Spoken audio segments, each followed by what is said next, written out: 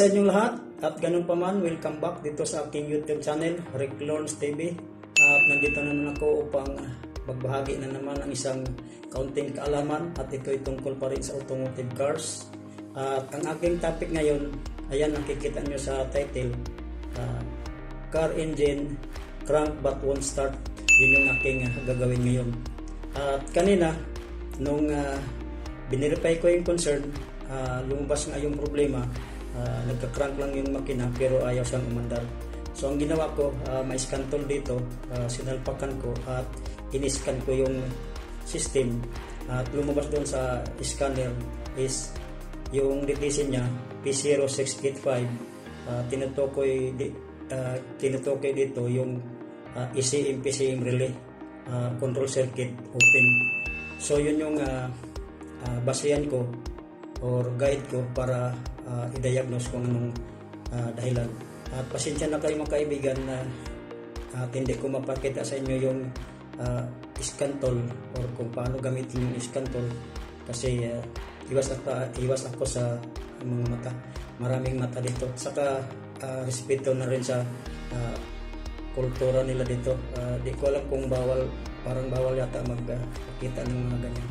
So pasensya na kayo.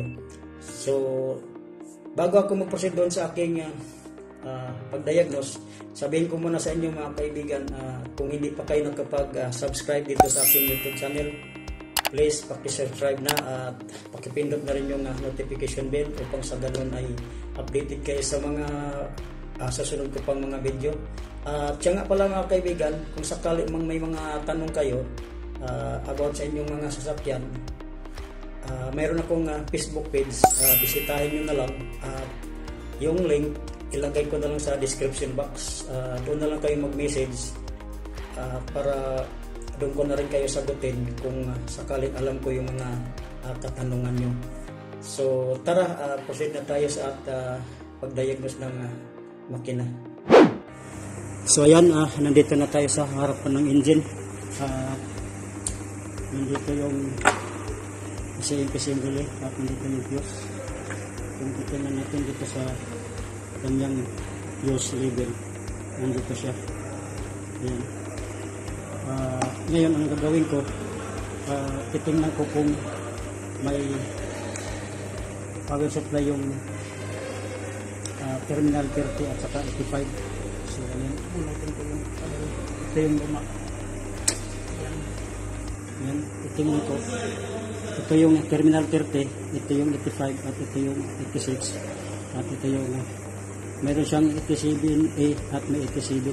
Yung 87A yan yung power papunta sa throttle body, sa ignition coil, at itong 87 ito yung magpapower doon sa ating ECM. So maaaring may problema pa dito, pero to make sure, tingnan ko muna yung power supply kung meron. So ayan, meron akong multimeter dito, iset ko sa voltage. Yan kung makikita mo,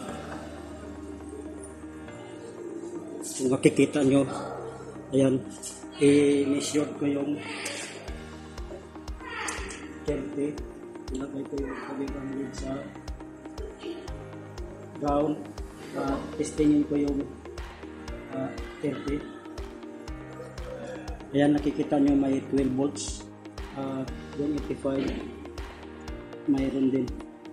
So ilipat ko naman sa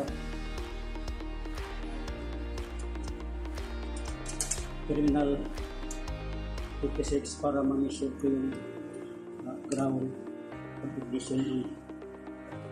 Ayan, wala pa, pero pag ignition on ko yun, dapat makakuha tayo ng 12 volts.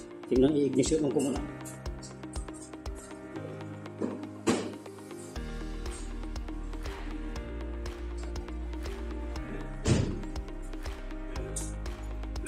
So ayan, mayroon siyang 12 volt, nakita niyo naman. So posibleng mayroon nga problema sa relay. Ngayon meron akong relay dito, papalitan ko para malaman natin kung ito talaga yung sira. So ayun, itabit ko yung relay.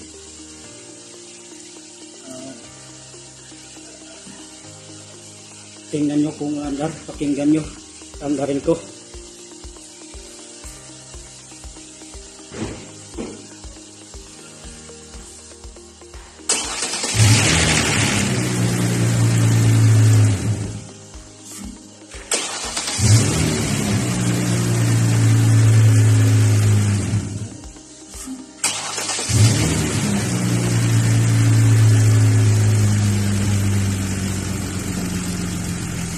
So ayan, inyong nakita na umandar. So ang sira talaga niya yung PCM relay. Yan yung naging problema niya, kaya hindi siya umandar. So hanggang dito na lang yung video. Maraming salamat sa inyo. Hanggang susunod pa muli.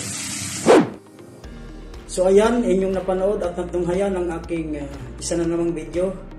Nakita nyo kung paano ko diniagnose. Una munang ginawa ko ay chinik ko yung power and ground doon sa PCM relay.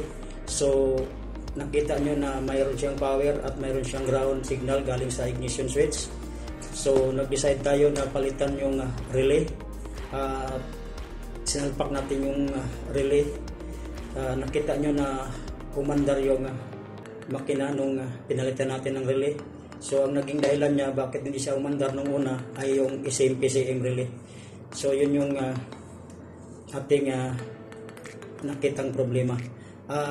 Kung sa tingin nyo inyong nagustuhan ng aking video na to, isang thumbs up na naman ang aking hilingin sa inyo. Huwag nyong kalimutang mag-subscribe at pakipindot na rin yung notification bell upang sa ganun ay updated kayo sa mga ma-upload kong mga video dito sa aking YouTube channel. Paki-like and share na rin mga kaibigan kung maluwag sa inyong kalooban. At hanggang sa muli, sana hindi kayo magsawa sa pagsuporta dito sa aking YouTube channel. Maraming salamat sa inyo at see you sa susunod pang mga video. Bye-bye!